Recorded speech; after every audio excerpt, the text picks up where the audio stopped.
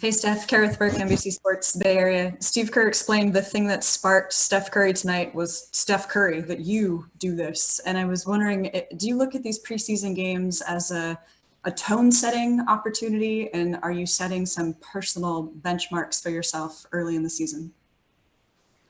Not really. I just it's another game and an opportunity to get better. And being off for so long, I would say it's kind of a vibe of trying to prove anything to myself. But you kind of want to just find your rhythm as fast as possible and treat this like a regular season game as much as possible. Even though we know we're missing, James and Draymond, and our rotations are a little different than they're going to be. But personally, you can approach the game as if it's a regular season situation and try to find your rhythm since we've been off for so long.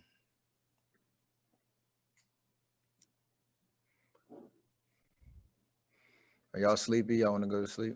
I want to go to sleep too. Steve has labeled 34 minutes as the target this year. Are you going to try to push him at times to get over that 34 minutes? Every single game.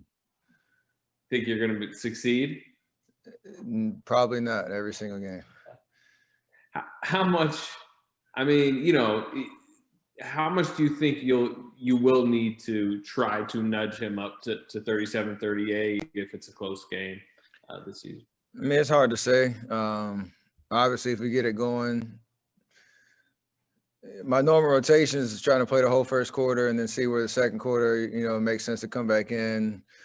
The third quarter the same. Hopefully I stay out of foul trouble so that I can play, my normal stretches. But I'm not. I've been through this. I know it's a long season and you can't be, a superhero right away. But we'll try to understand what the situation is and respond accordingly, but be smart at the same time. Again, because we have been off for so long, and you don't want a situation where anybody's put in a position to fail in terms of kind of overexerting yourself. So it's about being smart and having that conversation. I'm definitely going to, be in his ear, and Mike Brown has that sheet that he loves to know who's coming in, who's coming out. Yeah, Raymond just showed it to me, so I know what it is. Hi, Steph. Carlos Ramirez, NBC Bay Area and Telemundo. We've seen an uptick on zone defense year after year, last year to this year. Do you think that's something that fits this team? Us playing zone defense? Yeah. I mean, it just gives you a different look. It's weird, even when I first came in back in 2009, like the first 3 or 4 years, you never really saw it. And then when you started to see different combination of like-sized guys, how much three-point shooting there is now, the zone kind of came back as a way to just give it a different look. Tonight, I think we played it a couple of times. Sacramento played it a lot. For us, defensively, it's just a change of speed, hopefully to keep the offense on their heels. I don't think we'll play a majority of the time we won't be playing zone, but it is nice to have it as a second option. I mean, because honestly, not a lot of teams practice zone offense. So it's kind of one of those things. And Steve said he didn't like the first half defense you guys showed. Is that something that just gets fixed by plugging Draymond in? I mean, that helps in terms of his approach to that in the floor, him being vocal. But we obviously, everybody else has to do their job to make sure he's in position to take us, to a whole nother level. So he is the glue. He is the quarterback. He's the defensive coordinator. He's everything. So, we all have to be in sync, and 5 guys on a string, and then he makes us an amazing defense. Hey, Steph, you're entering your 7th season in the league under Kerr. I'm curious, what was your first impression of him, and how has your relationship grown through all the ups and downs, and how has he guided you guys and you specifically through everything? I mean, we knew it was a pivotal point in our organization in terms of coming off 3 years with Mark Jackson and what he meant to my success and my confidence in the league. And then that first year was obviously an amazing journey, winning the championship. But he hasn't changed at all, even through the physical stuff that he's been through, with him being in and out of, his seat. He's always approached the role of coaching this team with transparency and communication and managing people and understanding that it does take, 1 through 15 to do anything special. And he's been very consistent on that. So for me, is the PG and the extension of him on the court, I think we have a really good relationship, good chemistry, able to make adjustments on the fly and have those conversations. And hopefully this year will be more of the same. What would you say is the biggest thing that you've learned from him? I don't think I learned any in terms of what I'm about to say. I don't think I learned this, but it's more the perspective of appreciation of what we get to do for a living every single day. We haven't lost that no matter how successful we've been. How many championships we won, how many we've lost. He always keeps the right perspective around, the NBA is a blessing, and the ability to play basketball and be in our world is an amazing experience. And that's refreshing to know, like, we all have lives off the court as well. So he appreciates and values that and what we all bring in our own stories. But it makes you, appreciate the opportunity to play the game and know that your coach has kind of the same mindset.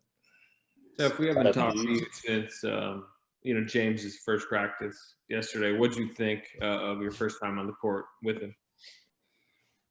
I've said it, everything I said before watching him, in practice kind of remains true. He's got an extremely high ceiling. He's made his presence felt, in our short little hour window of practice, and just excited for him to get some reps and be in that game-like situation and atmosphere. So his energy was crazy. It was like letting a puppy out the cage. He was all over the place, full of energy and full of excitement to learn. He was asking questions. The mistakes that he made were only because he was trying, too hard. So that helps in terms of trying to bring him along pretty quickly.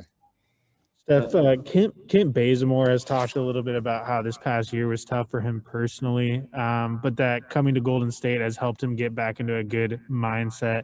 Have you noticed that, and what has it been like having him back on the team? It means a lot to have that familiarity with our organization and just personally what he's about.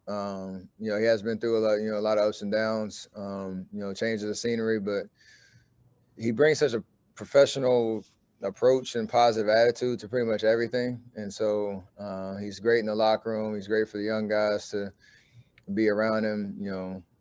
He works and he takes, his approach to the game seriously. So excited that he has an opportunity to really impact our team, really be an anchor of that second unit and give us an edge on that front and some leadership, and he's made his presence felt, really quickly. Steph, do you see yourself using the mid-range jumper more this year, since they're trying to chase you off the 3-line and they're probably waiting for you at the rim? I saw tonight you got going with the mid-range jumper on your first shot. You think that's something you'll pull out more this year? I think the approach is to take what defense gives me, no matter what the situation is. I wouldn't, being able to get to the basket, obviously a threat from the behind the line. You have to have all of that, but try to make the game as easy as possible.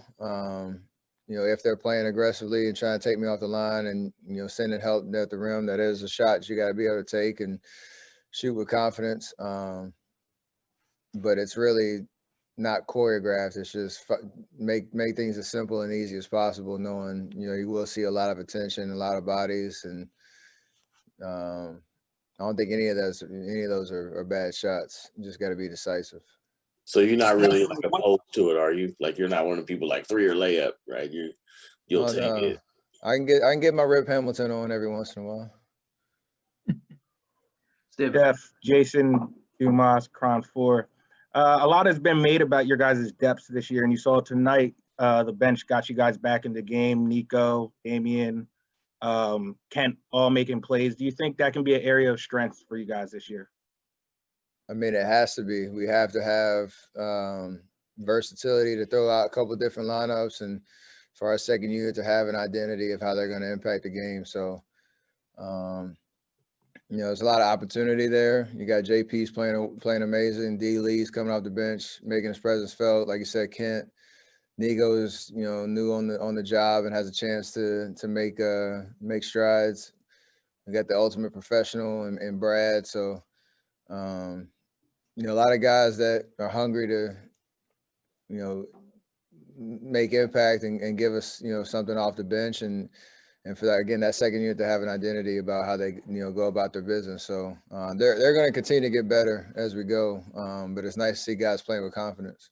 Last one. What impressed you most about the Warriors game so far in the first 2 preseason games? I think just the energy and excitement we're playing with, because I think we're all excited to be back. I mean, it's been a long time. So I don't want to kind of overanalyze the game right now, because we literally have had 5 group practices, I think, in 2 games. So we're always going to have to kind of judge day by day how we're getting better. We haven't even dipped into like our 4th offensive play call yet. So it's kind of just piecing it together. But the energy that we're playing with, the excitement, the commitment to just compete, I think that's great to see, and guys are all bought in. So to start there and know we can always get better over the course of the season, that's the goal. And do you believe that your team is on the right way about the tip-off of the season? Yeah, we're excited. We got one more preseason game, and then we'll get it cracking next Tuesday or whatever it is. So I'm excited. Basketball is back.